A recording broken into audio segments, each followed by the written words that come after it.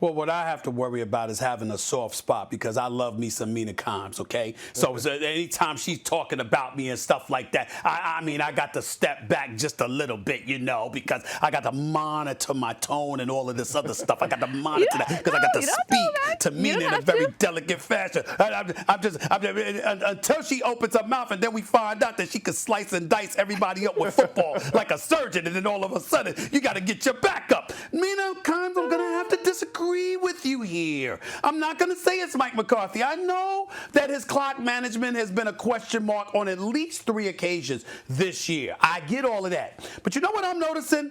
I'm noticing the health of Tony Pollard and Ezekiel Elliott. Ezekiel Elliott had a good game, but it was against the Giants. So that's nothing to write home about. Sorry, Molly, but it's just the truth. Okay? No, I'm watching CeeDee Lamb drop passes. I'm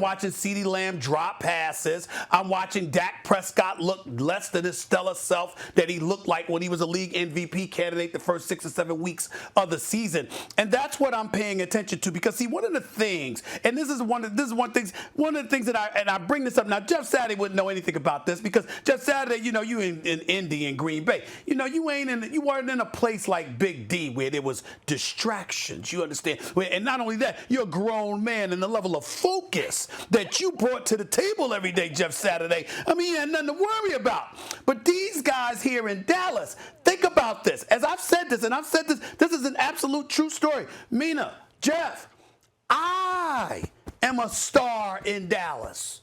So could you imagine what the players are? Could you imagine what the players are because they're winning a few games? So all of a sudden, you in Big D, and you know what? You winning a few games. You're about to go to the playoffs. You're getting free meals. Everybody's giving you a la carte treatment.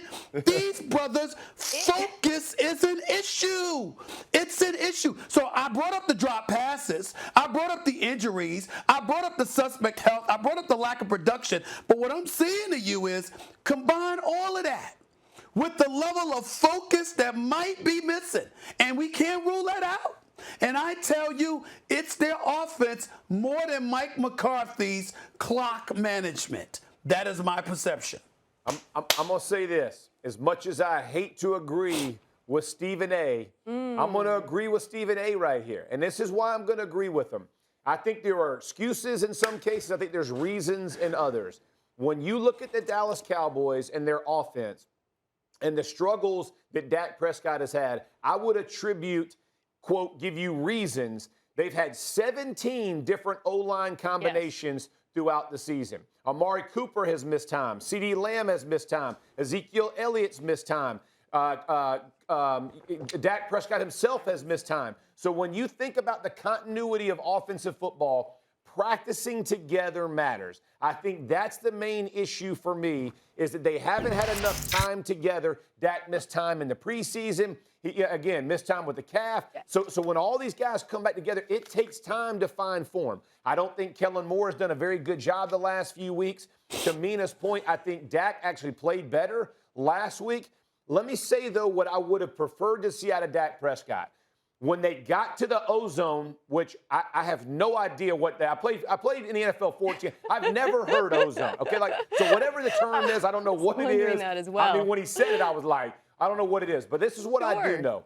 Dak Prescott knew because he's looking to the sideline with that T in his hand. Dak Prescott, you are the most important player in Dallas.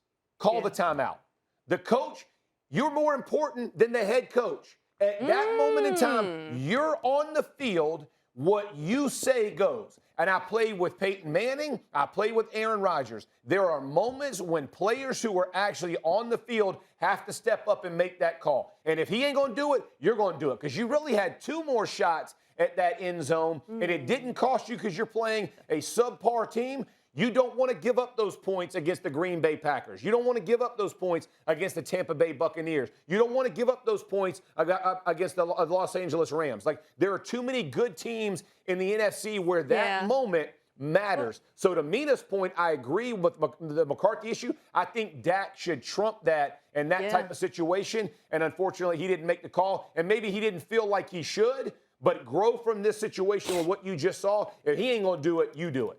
Ozone, I guess, might be specific to the Giants because usually there's a hole when offenses get there, so it makes some sense. Jeff, you did a great job making my point for me by saying, wow, Mina. Mike McCarthy struggles so much. Dak Prescott has to be the one to make the call there. You also made my point, actually, perhaps inadvertently, with the offensive line, because to me, that's evidence that this offense is only going to get better as the season goes along. Connor Williams got the start. You didn't think you'd hear a Connor Williams mentioned on First Take. I thought he played well. They are figuring it out on the offensive line. Dak Prescott is getting better week after week. That's why I believe this offense is going to improve. Those CeeDee Lamb drops, he's got sure hands. I know what you said about the nightlife in Dallas potentially being a distraction, but I've watched this kid play since college. The hands are good. I believe he's going to make those catches down the stretch. Mina, let me just say this. See how Mina's doing it? If we call an agreement with Mina, I want to be with Mina more than Stephen A. So if what I just said puts me with Mina, I stand with that one. I like that one a lot better than being with Stephen A.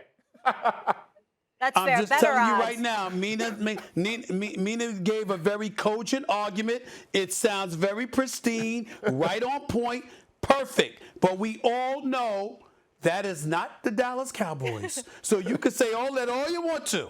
It don't matter when it really counts. Hey, Stephen A., you know that the Dallas Cowboys can clinch the division tonight if Washington gets a win or Washington or Philly tie. So you just enjoy that game, Stephen A.